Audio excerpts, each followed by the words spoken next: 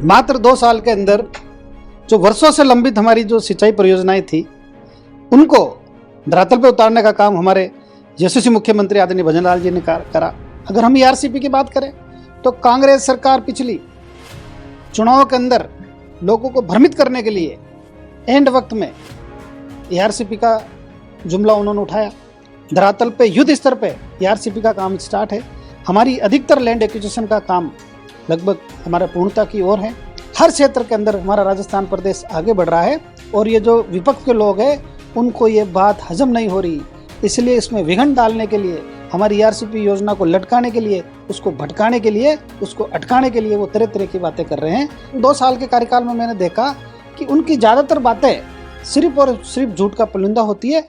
देखिए, ऐसा है कि माननीय अशोक गहलोत जी ने जो इंतजार शास्त्र के लिए के बारे में कहा है, तो मैं यही कहना चाहूँगा कि जब उनकी सरकार थी, जब वो स्वयं मुख्यमंत्री थे, तब पूरे 5 साल राजस्थान की जनता के सामने उन्होंने एक भ्रम शास्त्र रखा, क्योंकि वो कभी होटलों में रहे, कभी मानसर रहे, कभी कहाँ रहे, और 5 साल लोगों को यही भ्रम रहा कि कब कौन मुख्यमंत्री बनेगा। कभी अपने उप मुख्यमंत्री को उन्होंने पार्टी से निष्कासित किया, कभी उनका भी उप मुख्यमंत्री सरकार गिराने में लगे रहे। तो इस बारे में मैं कुछ कहना नहीं चाहूँगा। मैं इतना ही कहना चाहूँगा कि मात्र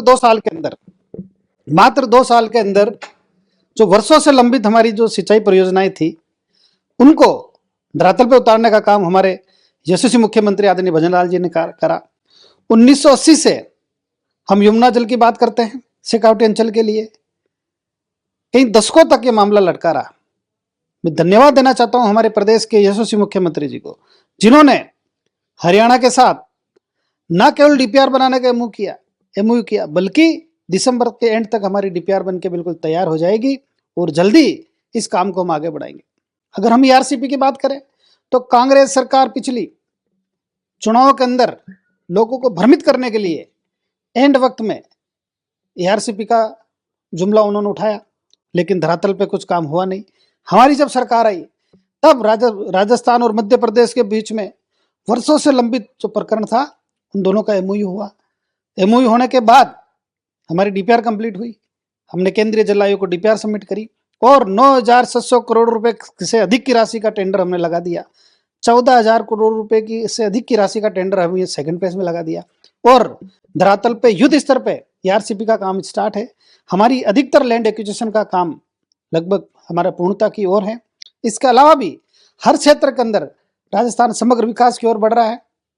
अगर हम रोड की बात करें तो 23,000 करोड़ की अधिक राशि से लगभग हमारी 33,500 किलोमीटर सड़कें बन रही हैं। अगर हम बिजली की बात करें तो 5,000 मेगावाट अधिक क्षमता की हमारी सरकार ने वृद्धि करी।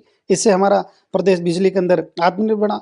अगर हम हमारी महिलाओं की, माता की, बहनों की बात करें तो 19 लाख से अधिक महिलाओं को प्रशिक्षित करने का हमारी सरकार ने काम किया और उसकी एवज में लगभग 11.5 लाख हमारी जो बहनें हैं वो लखपति दीदियाँ बन गई। आप कल्पना करिए। अगर हम युवाओं की बात करें तो लगभग 75,000 से अधिक युवाओं को हमने नौकरी दी। 1,68,000 से अधिक भर्ती जो सरकारी भर्ती होनी है वो प्रक्रियाधीन है। अगर हम हरियाणा और राजस्थान का एक अभियान चलाए तो उसकी बात करें तो 19 करोड़ से अधिक पेड़ मात्र 2 साल के अंदर हमारी सरकार ने लगा दिए। तो इस तरह से समग्र राजस्थान का विकास हो रहा है। और अगर हम औद्योगिक विकास की बात करें तो 35 लाख करोड़ से अधिक एमओयू हमारी सरकार ने राइजिंग राजस्थान में किए। उसमें से 5 लाख करोड़ से अधिक एमओयू धरातल पे उतर गई है। आप कल्पना करिए कि राजस्थान हर क्षेत्र का, चाहे वो जल का क्षेत्र हो, चाहे सड़क का हो, चाहे बिजली का हो, चाहे युवाओं को रोजगार का हो, चाहे औद्योगिक विकास का हो, चाहे पर्यटक विकास का हो, चाहे वन विकास का हो, हर क्षेत्र के अंदर हमारा राजस्थान प्रदेश आगे बढ़ रहा है। और ये जो विपक्ष के लोग हैं उनको ये बात हजम नहीं हो रही, उनको नींद नहीं आ रही कि राजस्थान प्रदेश इतना तेजी से कैसे आगे बढ़ रहा है। इसलिए इसमें विघन डालने के लिए, हमारी ईआरसीपी योजना को लटकाने के लिए, उसको भटकाने के लिए, उसको अटकाने के लिए वो तरह तरह की बातें कर रहे हैं। भगवान उनको सद्बुद्धि दे। और जहाँ वो विपक्ष की बात करते तो हमारे माननीय मुख्यमंत्री जी बहुत संवेदनशील है। हमारी भजनलाल जी की सरकार कोई भी विपक्ष का अगर कोई विधायक और अगर कोई सांसद या कोई भी अगर अपनी बात कहता है तो हम उनकी बात अच्छी तरह सुनते हैं। अगर कोई उसमें अमल लाने की बात होती है तो अमल भी लाते हैं, अच्छा सुझाव है तो उसको मानते भी हैं। लेकिन 2 साल के कार्यकाल में मैंने देखा कि उनकी ज़्यादातर बातें सिर्फ़ और सिर्फ़ झूठ का पुलिंदा होती है और लोगों को भ्रमित करने वाली होती है।